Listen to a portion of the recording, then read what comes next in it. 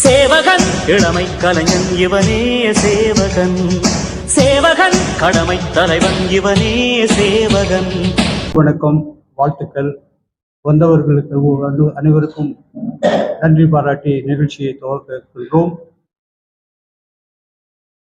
உலகத் தமிழர் நிலையிலே நமது மலேசியாவில் நடக்கவிருக்கின்ற அகத்தியர் மாநாட்டிற்கு இன்று நாம் சந்திப்பு நடத்துகின்றோம். எல்லாம் செயல் கூடும், எல்லாம் செயல் கூடும் இந்நாளை அம்பலத்தே எல்லாம் தனைய ஏத்து எல்லாம் செயல் கூடும். அருட்பெருஞ்சோதி அருட்பெருஞ்சோதி தனிப்பெரும் கருணை அருட்பெருஞ்சோதி.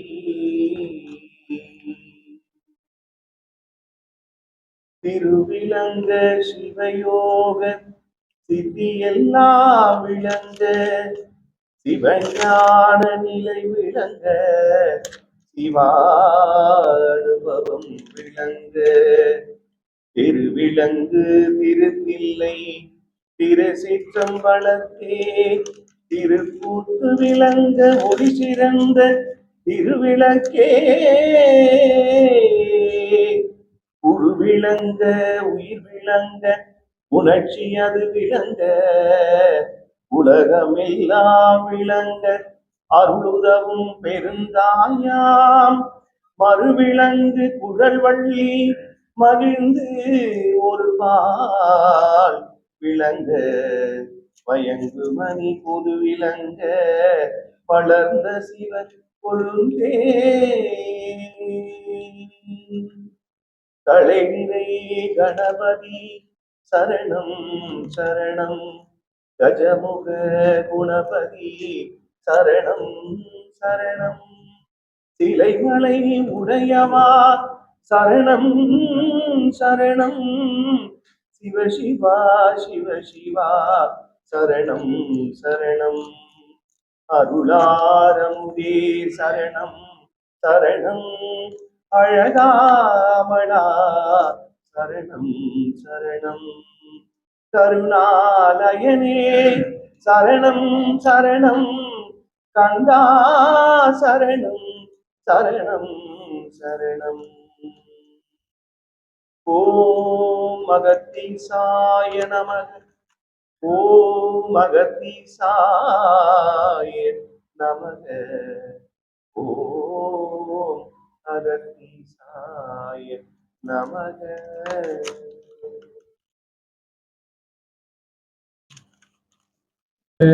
இந்த மலேசியாவில் முதலாவது அகத்தியர் மாநாடு வருகின்ற ஏப்ரல் மாதம் 24, 25, 26 தேதிகளில் நடக்க திட்டமிட்டிருக்கின்றோம்.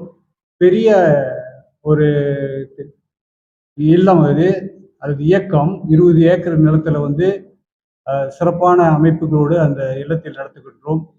அது தெய்வ திருக்கோயில் என்று அழைக்கப்படுகிறது. தெய்வ திருக்கோயில் என்று அழைக்கப்படுகிறது. அதில் நல்லா அமர்வதற்கு அல்லது தங்குவதற்கான வசதிகள்லாம் இருக்கு. அப்புறம் நூலகம் இருக்கின்றது, அப்புறம் மோட்டிவேஷன் சென்டர் இருக்கு, இப்படி பல அரங்குகள் இருக்கின்றன. அதுவே அதை தான் நம்ம தேர்ந்தெடுத்துக்கிறோம் என்பதை மகிழ்ச்சியோடு தெரிவித்துக் கொள்கின்றோம். இந்த நிகழ்ச்சியில் தலைமை தாங்க வேண்டிய ஐயா ஓம்ஸ் அறவாரியத்தின் தலைவர் ஐயா ஓம்ஸ் தியாகராஜன் அவர்கள் அவசரமாக ஒரு கூட்டத்திற்கு புத்தக விழாவுக்கு தான் அவர் சந்திப்பு கொடுத்து போயிட்டாரு. புத்தக கண்காட்சி அங்கே யாரும் கூப்பிட்டுருக்காங்கன்னு சொல்லிட்டு 4 மணிக்கு அவருக்கு நிகழ்ச்சி அங்கே தவிர்க்க முடியல. அழைப்புக்கு அன்புக்காக அவர் அங்கே போக வேண்டிய கட்டாயம் இருக்கு. அவருக்கு நம்ம வாழ்த்து சொல்லி, ஐயா அவர்கள் உதவி தலைவராக இருக்கார், மாநாட்டு உதவி தலைவராக இருப்பதால் அவர் முன்னிலையில் இந்த நிகழ்ச்சியை நாம் நடத்தி முடிக்கலாம்னு ஆசைப்படுகிறோம். அகத்தியரை பற்றி பலவாறாக பேசப்படுகிறது, சொல்லப்படுகிறது, பார்க்கப்படுகிறது. என்றாலும் ஏன் அகத்தியர் முதல் மாநாட்டை நாங்கள் அங்கே அமைக்கிறோம்னு சொன்னாக்கா, இந்த தமிழகத்தில் கூட அகத்தியர் இல்லங்கள், சித்தர்கள் இல்லங்கள் ஏராளமாக இருக்கின்றது. அதுபோல மலேசியாவிலும் சித்தர்கள் இல்லங்கள், அகத்தியர் இல்லங்கள் ஒரு 70-80 இல்லங்கள் இருக்கின்றன. அவர்களுக்காக ஒரு நினைவூட்டலாக இந்த 21ஆம் நூற்றாண்டில் ஒரு நினைவூட்டலாக மறந்து போன அல்லது அவருடைய புத்தகங்களை மறுபரிசீலனை அல்லது ஆய்வுக்கு எடுத்துக்கொள்ளாதவர்கள் மீட்சி பெற்று இந்த நமது அகத்தியர் சித்தரின் பெருமைகளை, அவருடைய படைப்புகளை, அவருடைய விடயங்களை எல்லாம் நாம் முன்னெடுக்க வேண்டும் என்று சொன்ன பொழுது மாணவர்களுக்கும் தெரியவில்லை. அதாவது பல்கலைக்கழக மாணவர்களுக்கும் தெரியவில்லை. ஆக அவர்களுக்கு இது உதவியாக வரும். அவர்கள் தொடர்ந்து PhD படிப்பதற்கோ மாஸ்டர் படிப்பதற்கோ உதவியாக இருக்கும் என்பதற்காக அந்த நினைவூட்டலோடு அந்த மீட்சியான ஒரு நிகழ்ச்சியை படைத்து மக்களுக்கு தெரிவிக்க வேண்டும் என்று நாங்கள் ஆசைப்பட்டு, தலைவர் அவர்கள் ஆசைப்பட்டு இந்த ஏற்பாடை செய்ய சொல்லி எங்களுக்கு கட்டளை பிறப்பித்திருக்கின்றார். அவரின் ஆசைப்படி, அவரின் கட்டளைப்படி முதலாக இப்பொழுதுதான் நம்ம பத்திரிகை செய்தியாளர்கள் சந்திப்பை தமிழகத்தில் நடத்துகிறோம். அது ஒரு சிந்தனையாகவே இருந்தது. நம்ம அந்த நாட்டிலேயே அந்த செய்தியாளர் கூட்டத்தை அமைத்து அவர்களிடம் இருக்கின்ற விடயங்களை பெற்று ஆய்வுக்கான விடயங்களுக்கு நாங்கள் தயாராக இருக்க வேண்டும் என்று ஆசைப்படுகிறோம். மாநாட்டில் மலர் தயார் பண்ணி கொண்டிருக்கின்றோம். மாநாட்டு கட்டுரை மலர் ஒன்று தயார்படுத்தி கொண்டிருக்கின்றோம். மாநாட்டிற்கான நிகழ்ச்சி நிரல் ஒன்று தயார்படுத்தி இருக்கிறோம். ஆகவே இதற்கெல்லாம் உங்களுடைய கருத்துக்கள், உங்களுடைய சிந்தனைகள் நமக்கு தேவைப்படுகிறது. இது இந்த மாநாடு ஏதோ ஒன்று அறிமுகப்படுத்தி மாநாடு நடத்தணும் அப்படின்னு இல்லை. 5000 ஆண்டு 6000 ஆண்டுகள் அகத்தியர் என்று சொல்லப்படுகிறார்கள். ஏன் இந்த அகத்தியரை நாம் முன்னெடுக்கவில்லை என்பதற்கான பல காரணங்கள் இருக்கின்றன.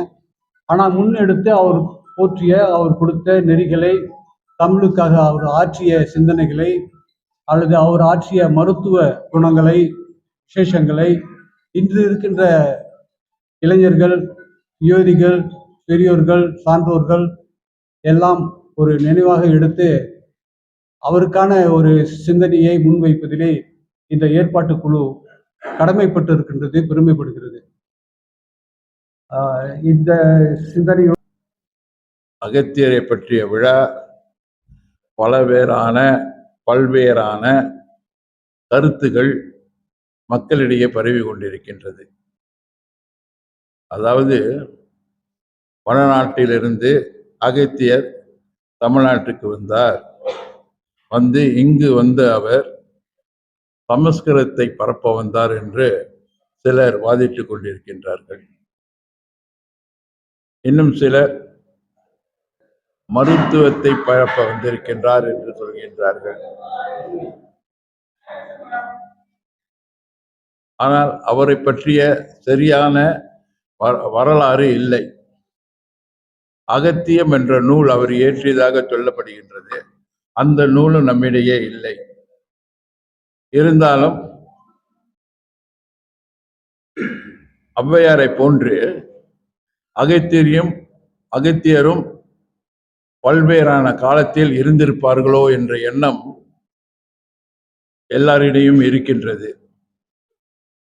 சில மருத்துவ புத்தகங்களில் அகத்தியர் பெயரும் இடம்பெற்றிருக்கின்றது. ஆகவே அவர் மருத்துவத்தையும் இந்த நாட்டிலே, இந்த மண்ணிலே பரப்பியிருப்பார் என்று சொல்லப்படுகிறது. மற்றொன்று, 5000 ஆண்டுகளுக்கு முன்னால் தொல்காப்பியர் அகத்தியருடைய மாணவர் என்றும் சொல்லப்படுகின்றது. தொல்காப்பியர் அவருடைய பல மாணவர்களில் ஒருவராகவும் இருந்து தொல்காப்பியத்தை ஏற்றி அதனை அகத்தியர் முன்னால் அரங்கேற்றினார் என்று சொல்லப்படுகின்றது. இப்படி பல்வேறான கருத்துக்கள் பரவி கொண்டிருக்கின்ற இந்த காலகட்டத்தில் தான் அகத்தியருக்கு ஒரு விழா எடுக்க வேண்டும் என்று திரு ஓம்ஸ் தியாகராஜன் அவர்கள்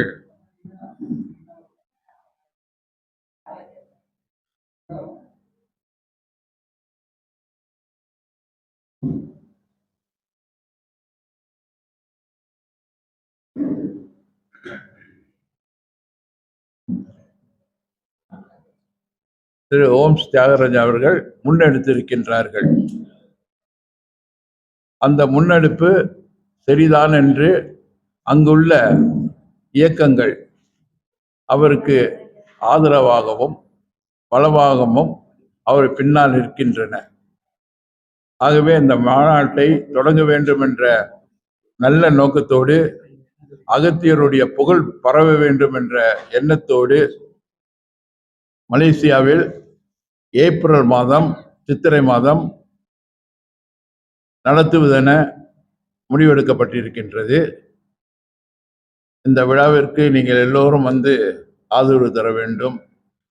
உங்களுடைய ஆதரவினால் இந்த மலேசிய மண் பெருமை அடைய வேண்டும் என்று சொல்லுகின்ற இந்த நேரத்தில் திரு ஓம்ஸ் தியாகராஜன் அவர்களை பற்றி 2 வார்த்தை சொல்ல கடமைப்பட்டிருக்கின்றேன். திரு ஓம்ஸ் தியாகராஜன் அவர்கள் மலேசிய நாட்டில் மிகப்பெரிய தொழிலதிபராக விளங்குகின்றார். மிகப்பெரிய நன்கொடையாளராக விளங்குகின்றார். அவர் ஒரு வருடத்துக்கு எனக்கு தெரிந்து பல லட்சங்களை அல்லது மில்லியன்களை நன்கொடையாக வழங்கி கொண்டிருக்கின்றார். அப்படி ஒருவர் வேறொரு நாடுகளில் இருக்கின்றார்களா இல்லையா என்று எனக்கு தெரியாது. அங்க இருக்கின்ற மலாய் பள்ளிக்கூடங்களுக்கு பல கட்டடங்களை கட்டுவதற்கும், சீன பள்ளிக்கூடங்களுக்கு கட்டடங்கள் கட்டுவதற்கும் அவர் அள்ளி கொடுத்து கொண்டிருக்கின்றார். வருகின்றவர்கள் எந்த இயக்கத்தை சார்ந்தவராக இருந்தாலும் கேட்பவர்களுக்கு இல்லை என்று சொல்லாமல் கொடுக்கின்ற மகா வள்ளல் மதிப்புக்குரிய ஓம்ஸ் தியாகராஜன் அவர்கள். மீண்டும் உங்களை கேட்டுக்கொள்வது, மலேசியாவில் நடைபெறப் போகின்ற விழா சிறப்படைய உங்களுடைய ஆதரவை எங்களுக்கு வழங்குமாறு கேட்டுக்கொண்டு விடைபெறுகிறேன். நன்றி, வணக்கம்.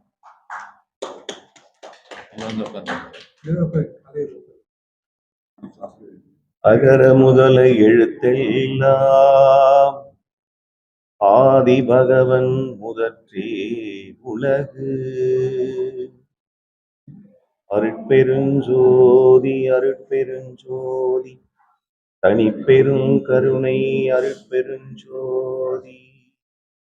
எல்லா உயிர்களும் இன்புற்று வாழ்க. வள்ளல் மலரடி வாழ்க வாழ்க.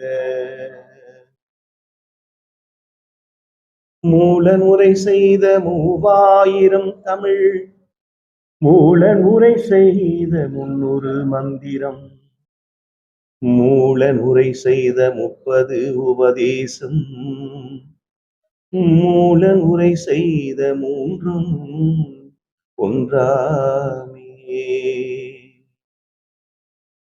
உள்ளம் பெருங்கோயில் உணடம்பு ஆலயம், தெல்ல தெளிந்தார்க்கு ஜீவனே சிவலிங்கம், வள்ளல் பிரானார்க்கு வாய் கோபுர வாசல், கள்ள புலனைந்தும் காணா மணி விளக்கே.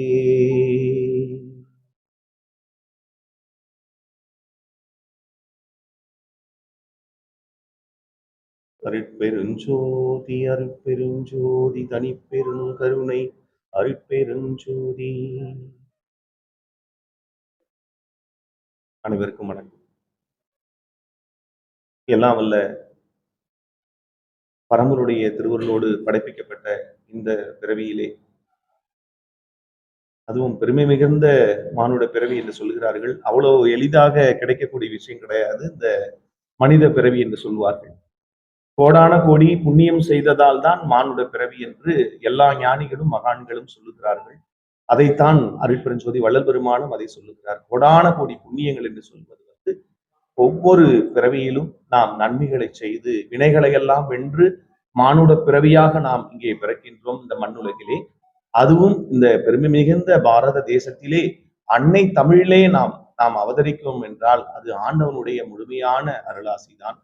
அத்தகைய அருள்தன்மை வாய்ந்த அன்னை தமிழை வணங்கி, ஈன்றெடுத்த தாய் தந்தையரை வணங்கி, வழிகாட்டிய நல்ல குருவை வணங்கி, என்றென்றும் துணையா இருக்கக்கூடிய அன்பு சமூக பெரியோர்களை வணங்கி, எல்லா வல்ல பரம்பொருளாகி இறைவனுடைய அடியார் பெருமக்களை வணங்குவதிலே இப்பெருமை அடைகிறது இந்த பிறவியானது.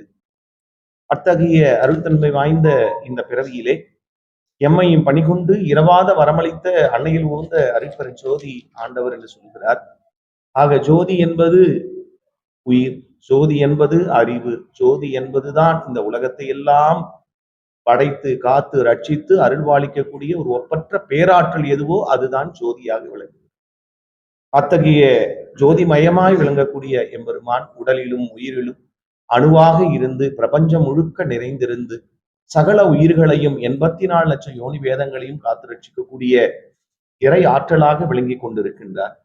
ஆகவே அவர்கள் எல்லாம் அப்படிப்பட்ட அருள் ஆற்றலை தன்னுடைய தவ வலிமை மூலமாக, யோக பலன் மூலமாக இந்த உலகத்திற்கு வழங்கக்கூடிய சித்தர்கள், யோகிகள், ஞானிகள், மகான்களுடைய திருவடிகளை வணங்குவதில்தான் சிறப்பு. அத்தகைய அருள்தன்மை வாய்ந்த ஞான சித்தர்களை இந்த பாரத தேசம் பெற்று உலக மக்களுக்கெல்லாம் பல்வேறு வகையான அருள் அனுபவங்களை பல்வேறு பரிணாமங்களிலே பல்வேறு காலகட்டங்களிலே அது வழங்கி கொண்டிருக்கிறது என்பதுதான் திருவள்ளுவர், திருமூலர், பட்டினத்தார், பாம்பாட்டியார், பதஞ்சலியார், கரூரார், கமலமுனிநாதர், சிவவாக்கியர், வன்மீகநாதர், அப்பர், சுந்தர், மாணிக்கவாசகர், ஞான சம்பந்தர், மெய்கண்டார், அருண்மணி சிவம், மறைஞான தேசிகர், உமாபதி சிவம், தாயுமான சுவாமிகள் உட்பட திருவர் பிரகாச வள்ளல் பெருமானுடைய காலம் வரை தொடர்ந்து இந்த அருள் அனுபவங்கள் விளங்கி கொண்டேதான் கொண்டிருக்கிறார். ஆனால் காலங்கள் மாறினாலும் அவர்கள் சொல்லக்கூடிய கருத்து ஒன்றுதான். அவர்கள் அனைவரும் அன்பையும் இரக்கத்தையும் வலியுறுத்தித்தான் இந்த உலகத்திலே தொடர்ந்து பல்வேறு வகைகளை நமக்கு வழங்கி கொண்டே இருக்கின்றார். அன்பு என்பதுதான் எல்லாவற்றையும் ஆளக்கூடியது. அந்த அன்பை நாம் எவ்விடத்தும் காட்டுதல் என்பதுதானே சிறப்பு. அன்பும் சிவமும் இரண்டென்பார் அறிவிலார், அன்பே சிவமாவது ஆறும் அறிகிறார், அன்பே சிவமாவது ஆறும் அறிந்த பின் அன்பே சிவமாய் அமர்ந்திருந்தாரே என்று சொல்லக்கூடிய நிலையிலே அந்த அன்புதான் நம்ம எல்லோரையும் வழிநடத்தி செல்லுகிறது. உயிரினத்தை காட்டக்கூடிய அன்புதான் இரக்கமாக இருக்கிறது. ஆகவே மனிதன் மட்டும் கிடையாது, எறும்பு முதல் யானை ஈடேறக்கூடிய சகல ஜீவராசிகளுக்கும் அன்பு காட்டுங்கள், அந்த உயிர்களை நேசியுங்கள். அந்த நேசம் நம்மை ஏறாத நிலைக்கு அழைத்து செல்லும் என்பதுதான் உண்மை. அதுதான் நம் கண்ட மிகப்பெரிய ஒரு வல்லவம் என்று இந்த நேரத்திலே நாம் தெரிவிக்கக்கூடிய தருணமாக இருக்கிறது. இது நல்ல தருணம், அருள் செய்ய நல்ல தருணம், அருளை பெறுவதற்கும் இது நல்ல தருணம் என்பதால் இந்த நிகழ்ச்சி என்பது திருவருள் வல்லவதால் தான் அடியனுக்கெல்லாம் கிடைத்ததாக ஒவ்வொரு கணமும் எண்ணிக்கொண்டிருக்கின்றேன். காரணம் மலேசிய திருநாட்டிலே வள்ளல் பெருமானுடைய திருவருட்பாக்களை பாடுவதற்கும் இசை நிகழ்ச்சிகளை வழங்குவதற்கும் அடியேன் ஒவ்வொரு ஆண்டும் அங்கே இருக்கக்கூடிய சன்மார்க்க சான்றோர்கள் அழைத்த பொழுது கடந்த ஆண்டு ஆகஸ்ட் மாதம் அங்கே அற்புதமான இந்த நிகழ்ச்சியிலே கலந்து கொள்ள வாய்ப்பை கொடுத்த மலேசியா நாட்டினுடைய தமிழ் சான்றோர்களுக்கும் அந்த நாட்டினுடைய அற்புதமான அருள் வள்ளல் கொடைவள்ளல் திரு ஓம் தியாகராஜனார் ஐயா அவர்களுக்கும் அவரோடு உறுதுணையா இருக்கக்கூடிய இந்த நிகழ்ச்சியுடைய ஒருங்கிணைப்பாளர் தயவு திரு பேராசிரியர் பொன்றங்கனார் ஐயா அவர்களுக்கும், நம்முடைய தமிழ் செம்மல்கள் வாக்கு சண்முகன் ஐயா அவர்கள், திரு முருகனார் ஐயா அவர்கள் மற்றும் உள்ள இந்த குழுவில் சத்யநாதன் ஐயா உள்ளிட்ட பெரியோர்கள், மலேசியானுடைய அகத்திய சன்மார்க்க பெரியோர்களுடைய குழுவினருக்கும், தமிழ் சான்றோர்களுக்கும், சன்மார்க்க பெரியோர்களுக்கும் ஆண்டும் அடியேன் மீண்டும் ஒரு வந்தனங்களையும் வணக்கங்களையும் தெரிவித்துக் கொண்டு, முதற்கண் திருமூலர் ஆய்விருக்கையினுடைய தலைவர் முனைவர் திருமதி மகாலட்சுமி அம்மையார் அவர்களையும், SRM பொறுத்தலுக்குரிய கல்வி செம்மல் பார்வேந்தர் ஐயா அவருடைய SRM பல்கலைக்கழகத்தினுடைய தமிழ் பேராயின் தலைவர்கள், தமிழ் பேராயத்தினுடைய பேராசிரியர் பெருந்தகை ஆத்மசுதன் ஐயா அவர்களையும், டாக்டர் சுப்பிரமணியம் சிவா ஐயா அவர்களையும், நம்முடைய பொறுத்தலுக்குரிய அம்மையார் கஸ்தூரி சந்திரசேகர் அம்மையார் அவர்களையும், மற்றுமுள்ள சான்றோர்களையும், பத்திரிகை ஆசிரியர்கள், பெரியோர்கள், சான்றோர் பெருமக்கள், நம்முடைய சென்னை பிரஸ் கிளப் பெரியோர்கள் அனைவரையும் வணங்கி, இந்த அருள் நிகழ்ச்சியின் மூலமாக இந்த உலகம் பயனடைய வேண்டும். அதுதான் நம்முடைய ஓம் சையாவுடைய நோக்கம், அடியாருடைய நோக்கமும் அதுதான். இப்படிப்பட்ட சித்தர்கள், அகத்தியர் போன்ற சித்தர்கள், ஏன்னா அகத்தியர் ஆதி சித்தர் என்று சொல்வார்கள். கும்பமுனிநாதர் என்றும் அவருக்கு ஒரு பெயர் உண்டு.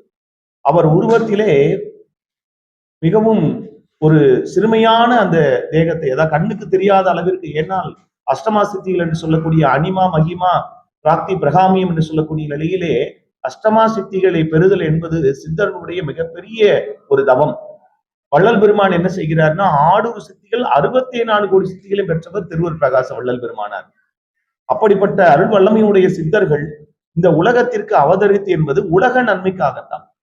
உலகம் வளம் பெற வேண்டும், உலகம் தூய்மை அடைய வேண்டும், எல்லா ஜீவர்களும் இந்த பிறப்பினுடைய உண்மையை அறிந்து அவர்கள் மூலமாக வாழையடி வாழையாக நன்மை அடைய வேண்டும் என்பதற்காகத்தான் எல்லா மகான்களும் சித்தர்களும் இந்த உலகத்திலே அவதரித்துக் கொண்டே இருக்கின்றார்கள்.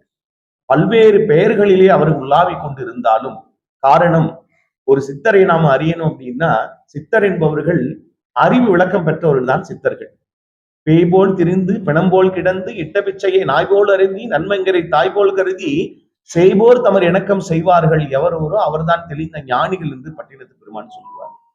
ஆடு நாடு தேடினும் ஆணை சேனை தேடினும் ஓடிவாசி தேடினும் குறுக்கே வந்து நிற்குமோ? நிற்காது. எது நிற்கும்னா, ஓடியிட்ட பிச்சையும் உபந்து செய்த தர்மமும் சாடிவிட்ட குதிரை போல தர்மம் வந்து நிற்குமா? அப்படிப்பட்ட செவ்வாய்க்கர் உள்ளிட்ட ஞானிகளுடைய பெருமையை சொல்வதற்காகத்தான் மலேசியா நாட்டில இப்பொழுது அகத்தியர் மாநாடு சிறப்பாக ஐயா அவர்களுடைய தலைமையில் ஏற்பாடு செய்யப்பட்டுள்ளது. அப்படிப்பட்ட ஒரு அருளாளருக்கு வாழ்கின்ற இந்த தருணத்திலே திருவருட்பாவையும் தேவாரம், திருவாசகம் உள்ளிட்ட திருமுறைகளையும், சித்தருடைய ஞான களஞ்சியங்களையும், ஏன்னா அருள் ரகசியங்கள் சித்தர்கள் மூலமாக உலகம் மருத்துவத்திலிருந்தும் கல்வியிலே தெளிவான ஒரு அருமையான தெளிவு, உலகத்தினுடைய வல்லமையை பெறுவதற்காக, ஏனென்றால் மனிதன் தன்னை அறிவதற்காக ஒரு நூல் என்றால் அது சித்தரனுடைய களஞ்சியங்கள் தான். தன்னை அறிந்தால் மட்டுமே தனக்குள்ளே கடவுளை அறிய முடியும் என்பதால் தனக்குள்ளே இருக்கக்கூடிய அந்த அஞ்ஞானத்தை போக்கி மாயை யார் வெல்லுகின்றார்களோ அவர்களே கடவுளை அறிவார்கள் என்பதுதான் உண்மை. ஆகவே தனக்குள்ளே இருக்கக்கூடிய மாபெரும் அந்த ஆற்றலை, அந்த ஒளியை, அந்த ஜோதியை கண்டு தெளிவது என்பதுதான் பிறவினுடைய ரகசியம். வள்ளல் பெருமான் காட்டிய மரணமில்லாத பெருவாழ்வு என்பது இக்காலத்தும் எவ்விடத்தும் யாதொரு தடையும் இல்லாமல் வாழக்கூடிய ஒப்பற்ற பேரின்ப வாழ்வுதான் மரணமில்லாத பெருவாழ்வு என்று சொல்வார்கள்.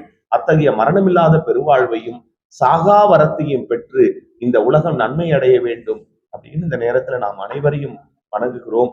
மாநாட்டிலே அனைவரும் கலந்து கொள்ள வேண்டும். ஐயா ஓம் சையா அவர்களும் மிகப்பெரிய நம்முடைய போற்றுதலுக்குரிய திரு பொன்றங்கனா ஐயா அவர்கள் ஆகச்சிறந்த ஒரு முயற்சி. அவர் மிகச்சிறந்த ஒரு சொல்லுவாங்க, ஒரு பொருளியல் நிபுணர், எக்கனாமிஸ்ட் அவர்கள் நாட்டில. ஆனால் அந்த எளிமையும் வள்ளல் பெருமான் சொன்னதை போல அருமையும் சொல்றார். அருமையும் எளிமையும் ஆகி அன்றாகி அம்பலத்தே சித்தி ஆடல் செய் பதியே. யாரிடத்துல அருமை இருக்கிறதோ, யாரிடத்துல எளிமை இருக்கிறதோ அவரிடத்தே கடவுள் தன்மையும் கூடி இருக்கும் என்று சொல்வார்கள். அதனாலதான் சித்தர்கள்லாம் தன்னை மறைத்து தன்னை அமைதியான வாழ்க்கையிலே வாழக்கூடிய ஞானிகள்.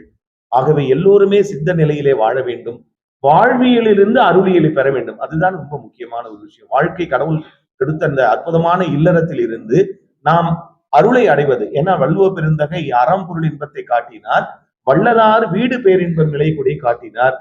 அப்படிப்பட்ட சித்தருடைய ரகசியங்களை எல்லோருக்கும் சொல்றார். கல்லாருக்கும் கற்றவருக்கும் கழிப்பருடும் கழிப்பு என்று சொல்லக்கூடிய நிலையிலே எல்லோரும் அறியும் வண்ணம் இந்த மாநாடானது வருகின்ற ஏப்ரல் மாதம் 25, 26 தேதிகள்ல மலேசியாவில மிக அற்புதமான அந்த தேசத்தினுடைய எல்லா வகையான மக்களும், எல்லா வகையான மதத்தினரும் கலந்து கொள்ளணும். ஓம் சையாவுடைய நோக்கம் என்னன்னா, ஜாதி மத இனங்களை கடந்து இறைவன் பொதுவானவன்.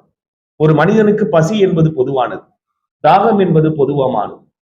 ஆக 7 வகையான அவசைகள், பசி, பிணி, தாகம், இச்சை, கொலை, பயம், வறுமை உள்ளிட்ட 7 வகையான அவத்தைகளும் பொதுவாக இருப்பதை போல இது எல்லா உயிர்களுக்கும் இறைவனுடைய அருள் பொதுவானது, சித்தர்களும் யோகிகளும் பொதுவானவர்கள் என்று சொல்லி அத்தகைய அகத்திய பெருமானுடைய வழிபாடு தமிழ்நாட்டில் இருக்கக்கூடிய நிறைய வழிபாடு தலங்களையும் ஐயாவுடைய பார்வைக்கு கொண்டு சென்றிருக்கிறாங்க.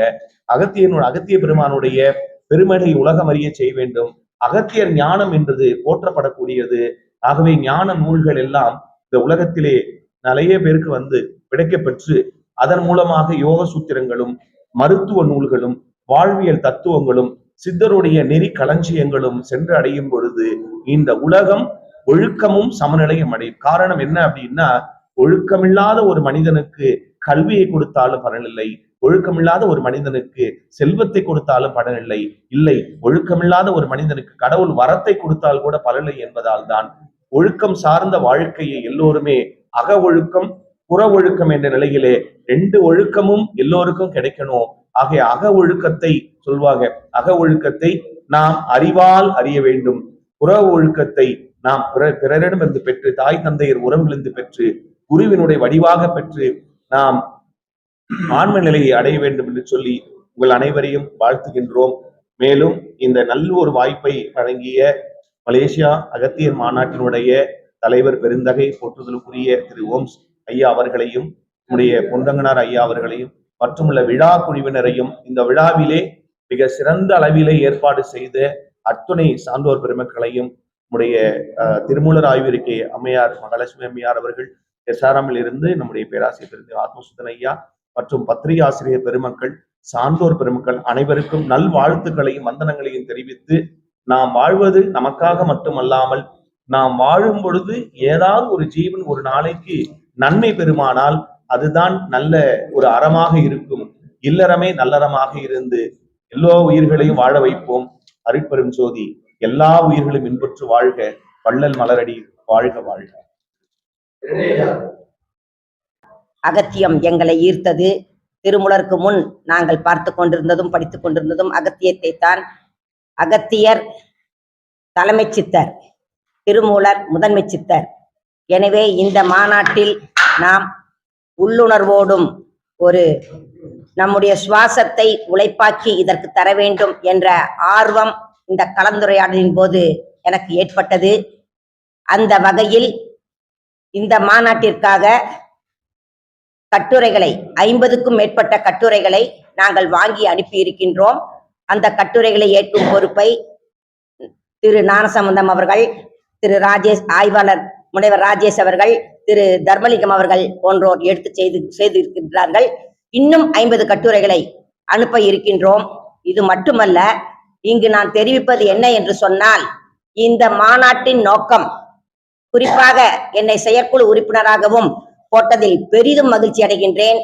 ஒரு ஈடுபாடும் ஆர்வமும் உள்ள ஒன்றை நாம் செய்யும் போது நம்முடைய மனம் மகிழும். மனம் சரியாக இருந்தால் நாம் நீண்ட ஆயுளுடன் நலமாக வாழலாம் என்பதுதான் ஆன்மீகம் சொல்லிக் கொடுத்தது.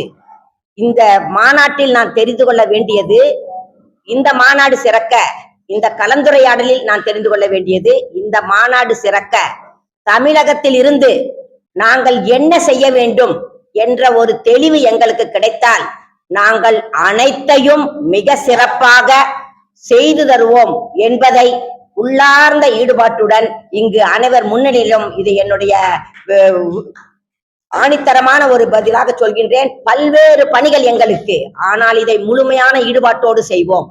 அந்த வகையில் இப்பொழுது எடுத்துக்கொண்டால் இங்கு பத்திரிகையாளர்கள் வந்திருக்கின்றார்கள். அவர்கள் மக்களுக்கு அகத்தியர் பெருமான் எதை சொல்ல, இன்னும் அகத்தியத்தை சிறப்பாக சொல்வோம். அகத்தியம் என்பது என்ன? அது உலக ஒற்றுமைக்கு வழிகாட்டக்கூடிய ஒரு வேறு அதனுள் ஒளிந்து இருக்கின்றது. உலக ஒற்றுமை, உலகமே ஒரு குடும்பம், நாம் அனைவரும் ஒரு தாய் வயிற்று பிள்ளைகள், நீ வேறு நான் வேறு அல்ல, எனக்குள்ளும் உனக்குள்ளும் ஒரே உயிர்தான், என்னுடைய உயிரும் உன்னுடைய உயிரும் இருக்கும் இடம் ஒன்றுதான் என்றெல்லாம் சொல்லிக் கொடுத்ததுதான் ஆன்மீகம். அது மட்டுமல்ல, பேரின்ப வாழ்வு வாழ்ந்து மீண்டும் பிறவாமையை அடைவதற்கும் இந்த ஆன்மீக கல்விதான் வழி சொல்கின்றது. அகத்தியரின் ஆன்மீகம், சித்தர்களின் ஆன்மீகம் உலக அரங்கை எட்டுவதற்கும், உலக ஒற்றுமைக்கு வழிவகுப்பதற்கும், உலகை ஒரு குடக்கீழ் கொண்டு வருவதற்கும் வழிவகுக்கும் இந்த மாநாடு. எனவே இந்த மாநாடு என்பது சாதாரண மாநாடு அல்ல. உலக ஒற்றுமை என்பது கனவல்ல. அகத்தியர் அறிவியல் ஆன்மீகத்தின் வழி நாம் அடைய போகும் நிஜம். எனவே இந்த மாநாடு என்பது இதன் வளர்ச்சியாக தொடர்ச்சியாக பல சாதனைகளை செய்து உலக மக்களை ஒரு குடைக்குள் கொண்டு வரத்தான் போகின்றது. ஏன் என்று சொன்னால் இந்த பணியை ஓம் தியாகராஜன் ஐயா அவர்கள் செய்யவில்லை. அகத்தியர் மீண்டும் மக்களை வழிநடத்த வேண்டும் என்று தன் பணியை தொடங்கிவிட்டார்.